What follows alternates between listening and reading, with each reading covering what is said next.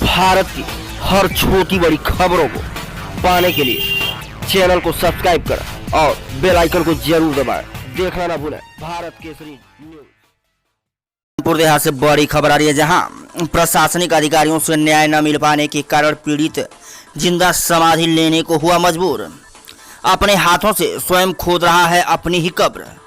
जनपद में जमीन कब्जा करने वाले दबंगों की दबंगई थमने का नाम नहीं ले रही है, जहां आज भोगनीपुर तहसील क्षेत्र के एक गांव में दबंगों के द्वारा 4 फुट चौड़े मेन रास्ते को कब्जा करते हुए रास्ता अवरुद्ध कर दिया गया, जिससे परेशान एक पीड़ित ने एसडीएम भोगनीपुर के साथ साथ थाना देवराहट में न्याय की लगाई गुहार, लेकिन दबंगों के आगे प्रशासन अधिकारी दिखे नतमस्तक।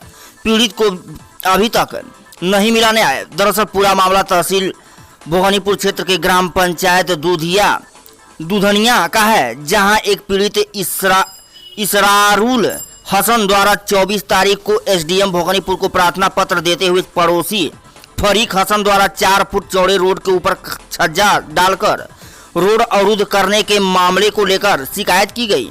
वहीं एसडीएम भोगनीपुर ने पीड़ित द्वारा दिए गए प्रार्थना पत्र को देवराहट एसओ को आदेश देते हुए मौके पर निरीक्षण कर शांति व्यवस्था बनाए रखने को लेकर आदेश जारी किए थे, जहां पुलिस ने मौके पर पहुंचकर इस मामले को गंभीरता से नहीं लिया, जिसके चलते पीड़ित ने आज गांव के पास कब्रिस्तान में अपने लिए कब्र खोदनी चालू कर दी। अपने लिए कब्र खोदने की जानकारी मिलते ही गांव में हड़कंप मच गया और सैकड़ों लोग घटनास्थल पर एकत्रित हो गए। कई लोगों ने पीड़ित को समझाना चाहा, लेकिन वह सिर्फ न्याय पाने को लेकर अड़ा रहा।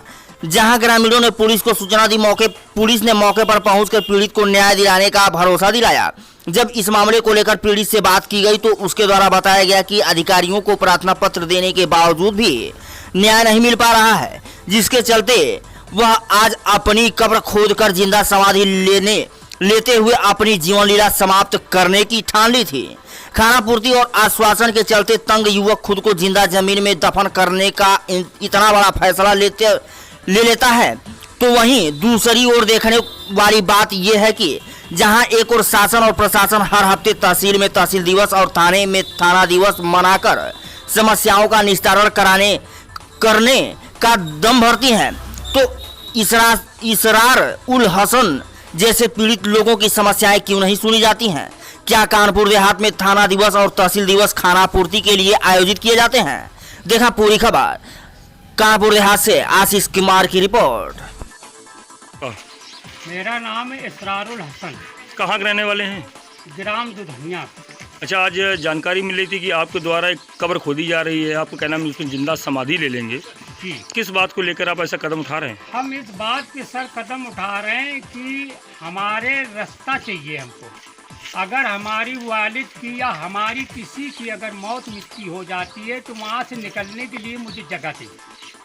अगर जगह नहीं मुझे मिलेगी तो कहाँ से मिट्टी जाएगी सर? तो किस चीज़ में कब्जा कर किस में कब्जा किया गया है?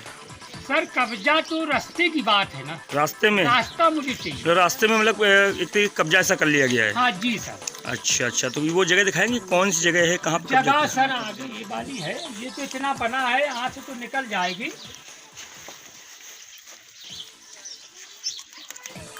तो क्या आपने संबंधित विभाग के अधिकारियों को शिकायती प्रार्थना पत्र दिया था? हाँ जी सर, दिया था मैंने। तो क्या उसका दिया है सर एसडीएम साहब की।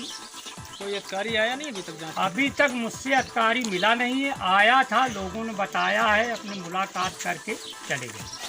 तुमसे नहीं मिले? मुझसे मुलाकात नहीं की किसी अधिकारी ने भी। तो अब आप क्या चाहते हैं? हम ये चाहते हैं कि हमारी समस्या जो है उस समस्या का समाधान हो जाए, बस कोई दिक्कत नहीं। अगर हम यहाँ से घर से बाहर ही ना निकल पाए तो ऐसे जीने का मकसद क्या है?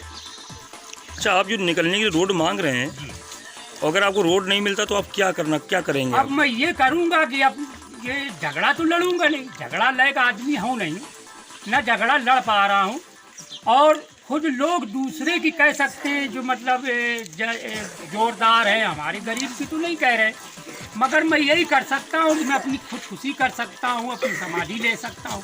इसमें तो किसी को दिक्कत नहीं, वो तो मेरा हक है। मैं ठेकेदार हूँ अपनी जान का, अपनी माल का। आज समाधि ले, मैं किसी को तकलीफ नहीं दे।